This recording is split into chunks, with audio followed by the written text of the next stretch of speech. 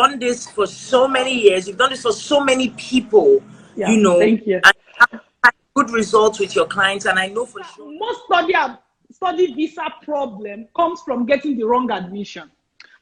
So I'm going to do a scenario.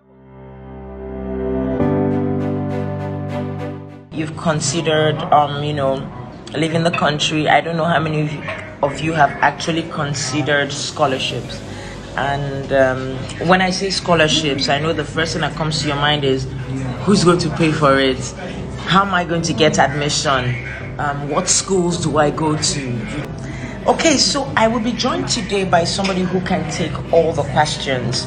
So very quickly, I am going to take a call from a specialist who will be answering all your questions and explaining further, about the scholarships. And she's in the person of Dr. Linda Iheme. Dr. Linda has done this over and over again, so this is her field. She's very what's the word? She's very comfortable, in this field. So let's get the ball rolling.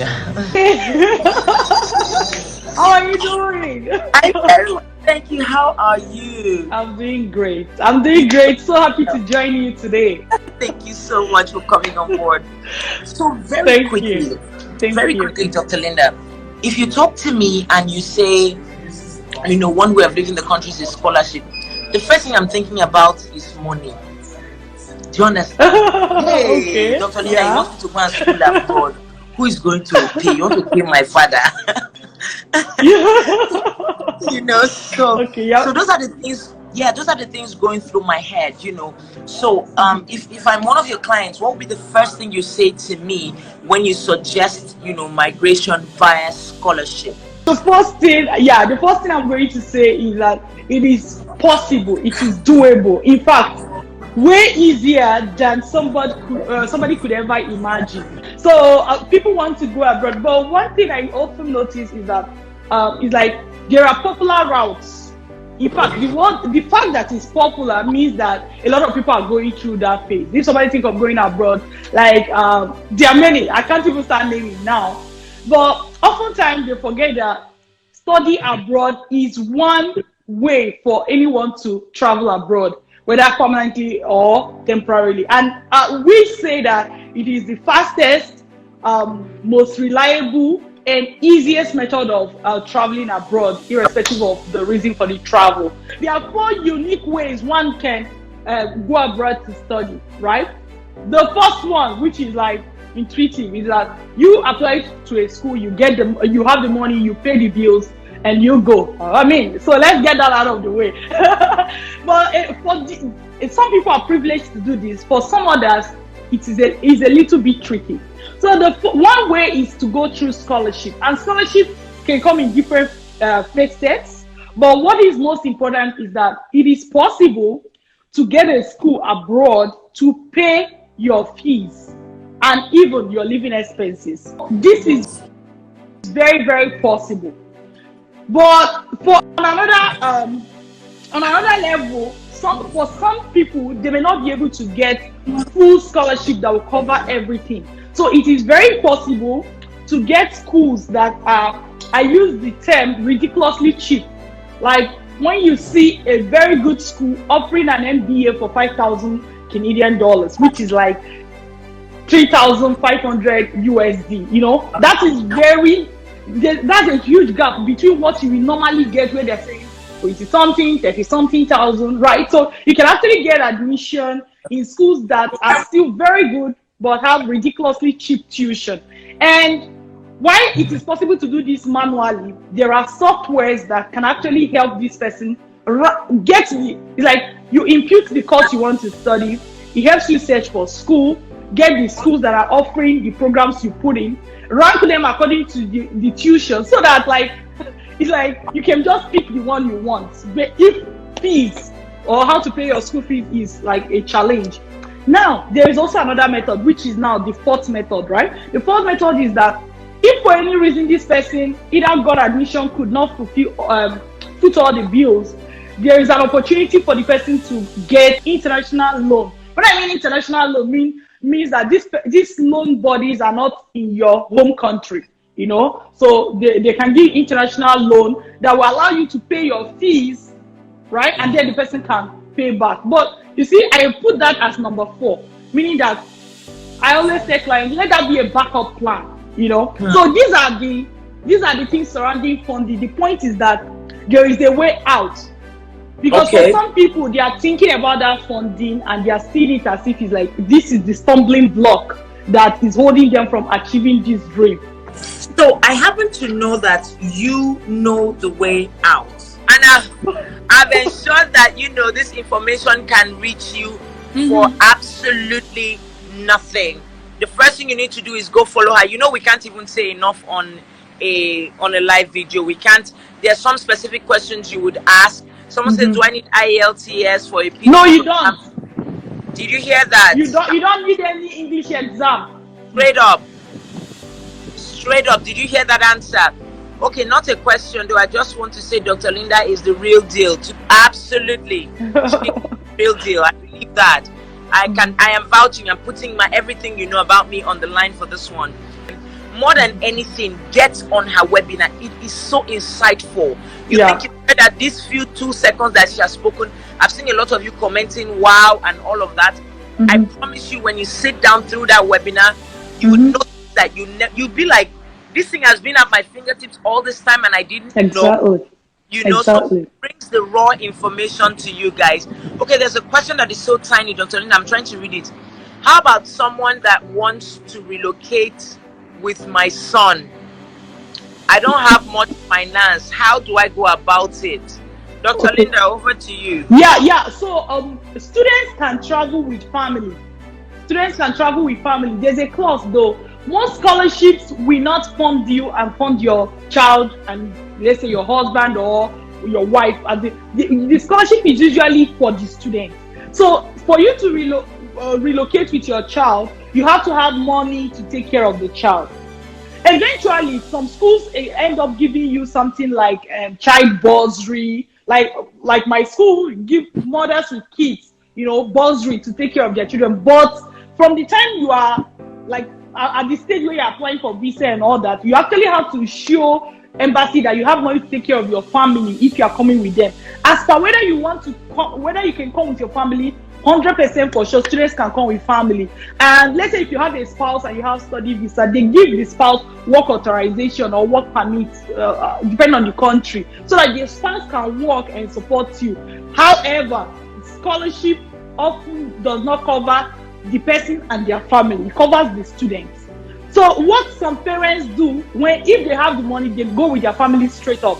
If they don't have the money, some people will actually travel first, keep their family with their let's say you have a child, you can keep the child with your mom, travel first, start working, start earning dollars, then you can bring your child over. So the fact that you're a mom, for example, responding to the question, the fact that you're a mom and you don't have the money to take care of your child does not mean that you cannot go, you see.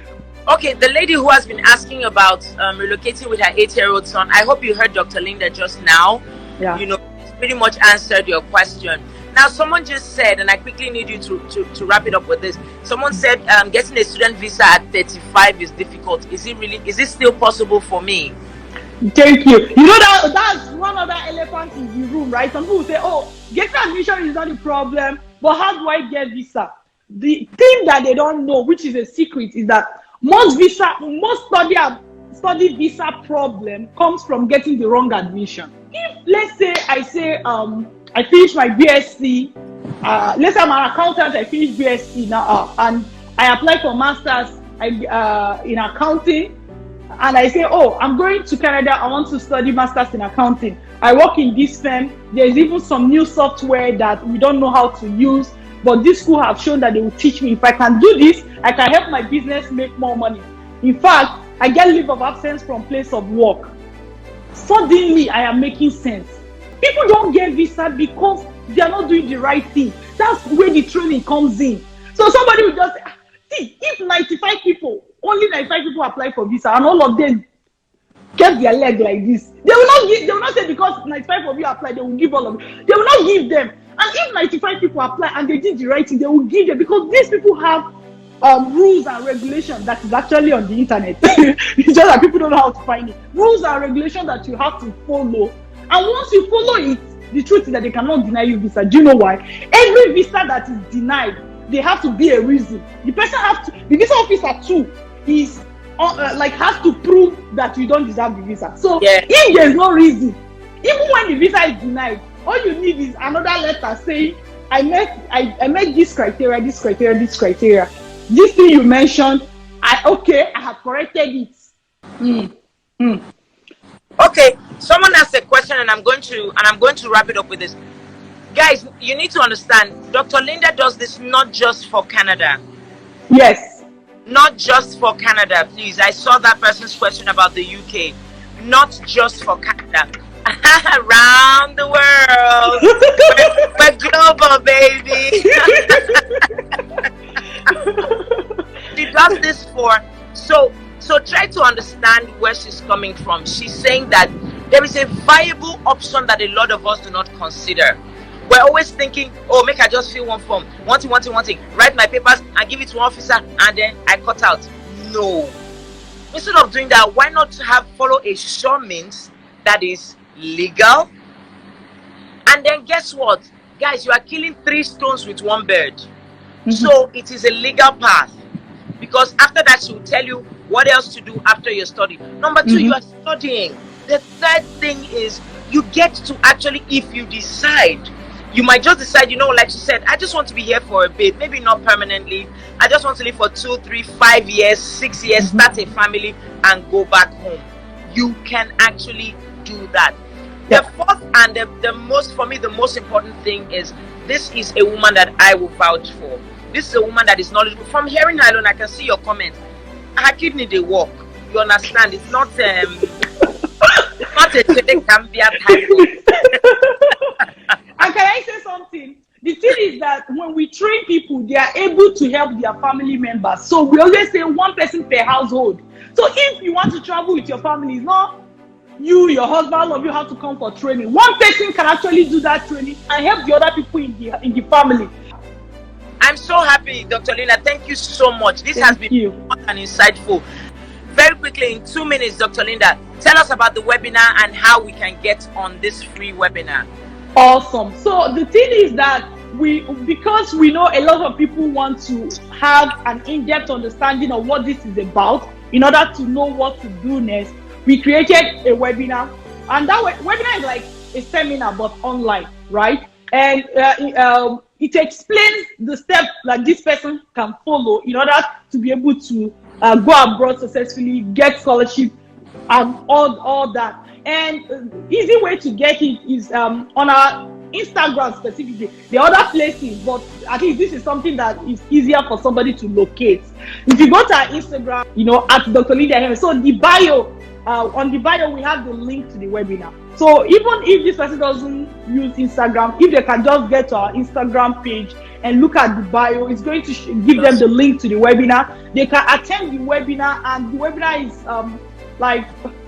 is an hour thereabout, right? So it's very, very detailed. Attend the webinar, understand what is happening, what is going on, and the webinar is free. Then you can decide to take it up from there. Thank you so much, Dr. Linda. You've been Thank you.